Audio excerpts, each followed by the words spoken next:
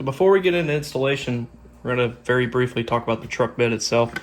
So this truck bed was designed and printed by myself to be able to utilize all of the stock functions of the Trx4m Defender. So this will allow you to be able to have the Traxxas Pro light kit,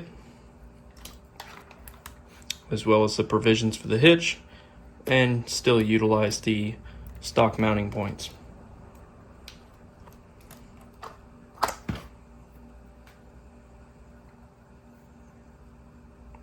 For those in question, the completed form of this truck body is actually 9 grams lighter than the stock Defender. So let's talk very briefly about the cuts that are going to be made. What you see here is exactly what you'll need, minus bad paint, to install this truck bed.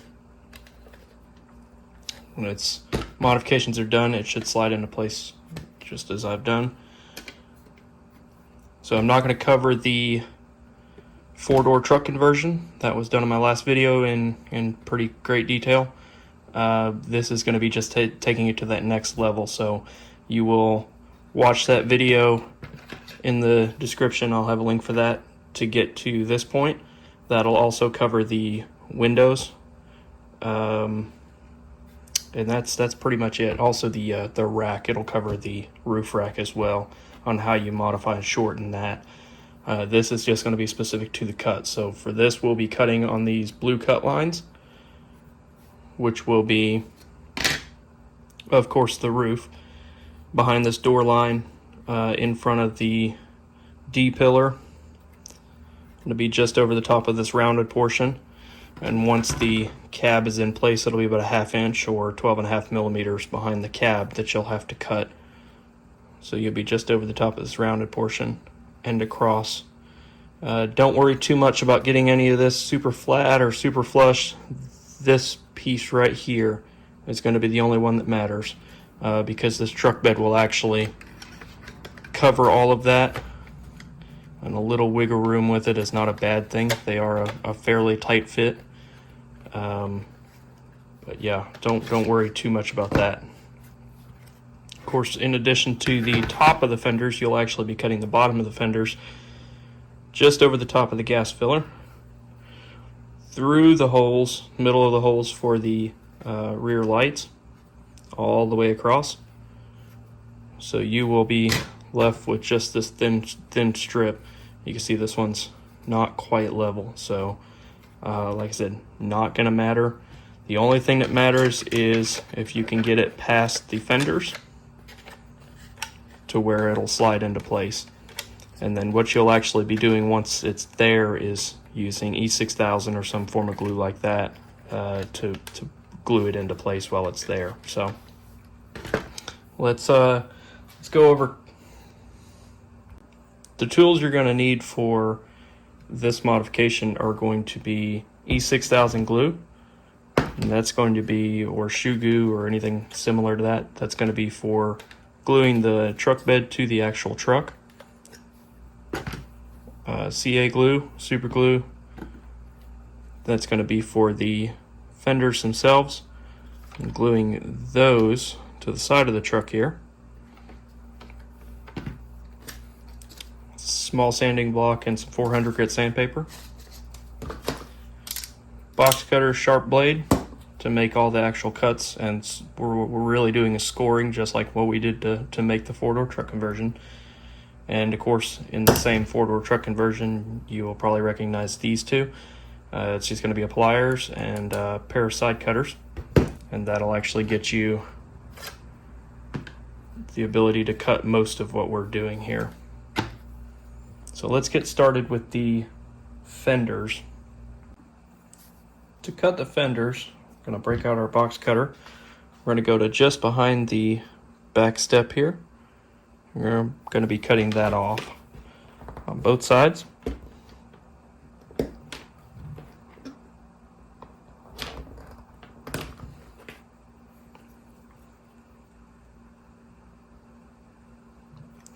Now we're going to be cutting about a 1/4 inch on this outside lip 1/4 inch back, and we're going to be just trimming it until it's flush with the side step. And we'll come at a slight angle here.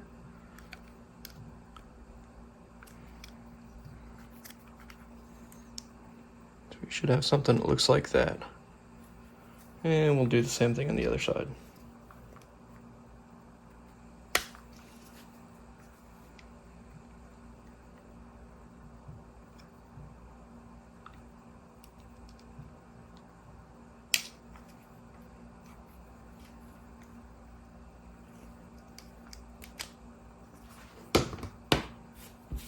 So that'll take care of the front. What this will allow you to do is to install the fenders and side steps. And this will actually give you a little bit of clearance so that when you go to put the new fender on, you should have a little notch in there. And the next step is going to be the back portion of the fenders. For the back portion of the fenders, we can get a little more wild with the pair of side cutters here.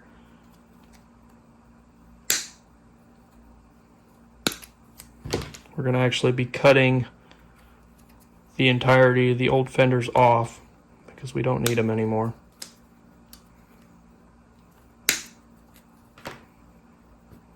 We're also going to be cutting this screw mount off the back flush with the back portion of this clip.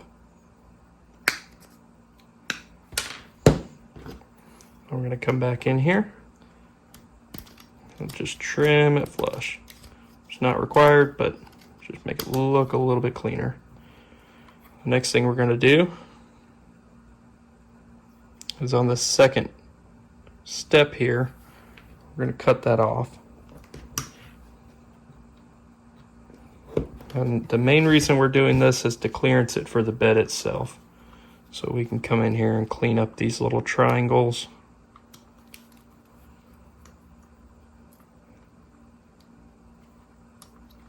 Perfect. All right, now it's perfect.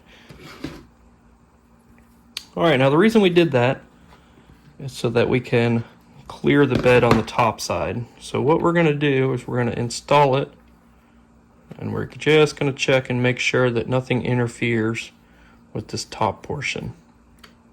So now that we've done that, we can make sure that nothing interferes on the bottom portion. So you'll see that we're going to hit right there on the tops of the bottoms of our fender. So we're going to come in here, let's go at about a 30-45 degree angle, somewhere in there, and we're going to cut that. We're going to bevel it on both sides.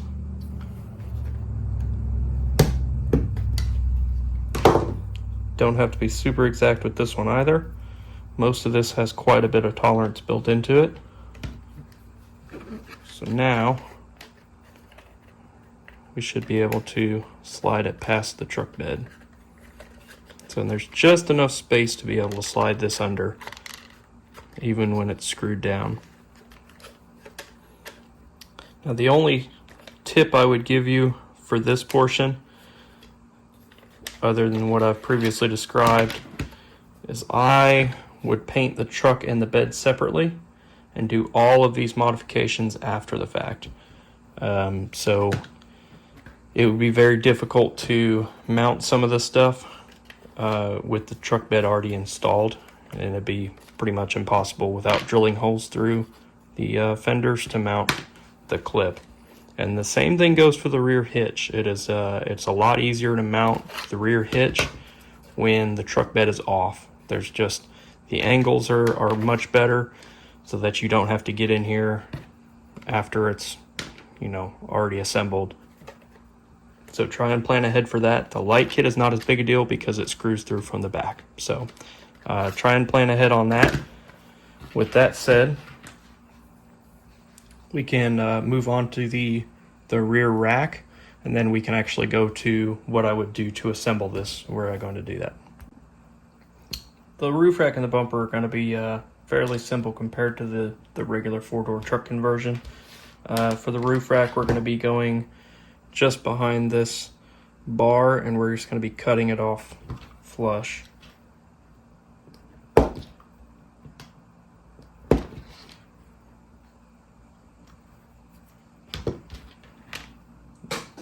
throw the rest of that away. So that'll get us pretty close.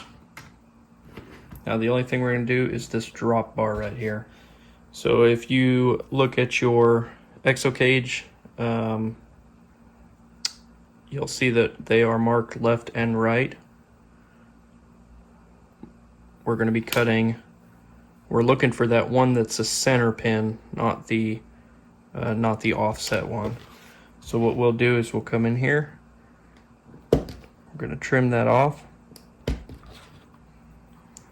we're going to go down here and just trim this until it's a more circular pattern, trying to get rid of that bar.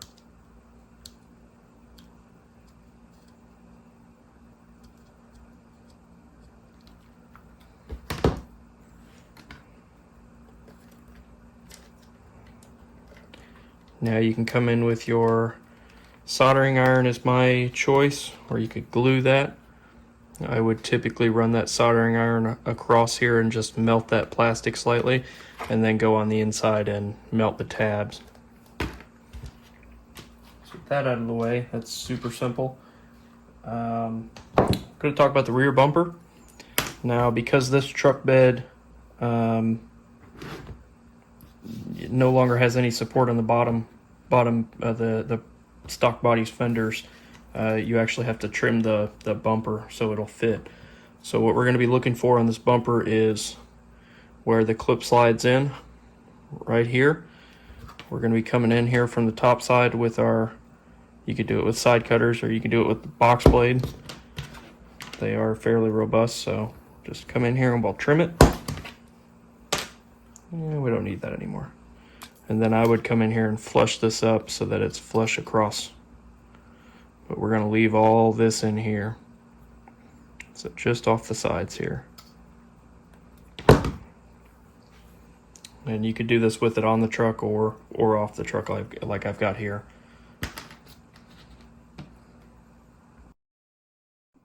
So your final step to the installation would be to finalize the gluing of the actual bed to the truck. Now what I like to do is I come in here with a little bit of E6000 and drop some inside this channel, because there's no longer any support for these fenders other than the screws on the front.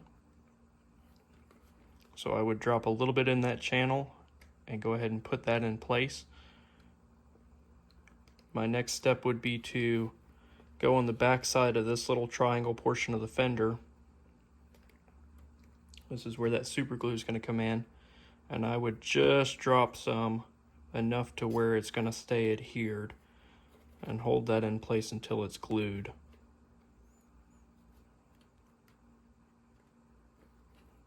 I would leave that just like that right there. Now the truck bed will still be slightly pliable until you glue it to the back of the body. So while supporting it, careful not to break off the fenders.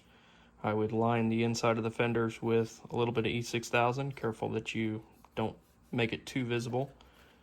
And then I would come in here with the E6000 and I would follow all the lines that are touching or pretty close. So anything on the back side of here, in between the back windows and the bed itself, along this bed line, the entirety of the back, and then along the other side. And by that portion, once you set that out for it to actually cure, it'll be pretty stout. There's not a lot of movement in it once it's actually done. So there should be no movement between the stock body and the bed at that point. So and that should complete it. Unfortunately, I don't have a complete truck ready to go. This one's paint's not any good, so it's junk. I'll have to wet sand that and repaint it, but you know, it should give you a basic idea of installation. If you have any further questions, by all means, you can reach out to me in the comments or send me a message, whether it's on Facebook, Instagram, or YouTube. I'd be more than happy to answer any questions you have regarding these or future projects or anything like that. So appreciate you watching, and we look forward to the next projects.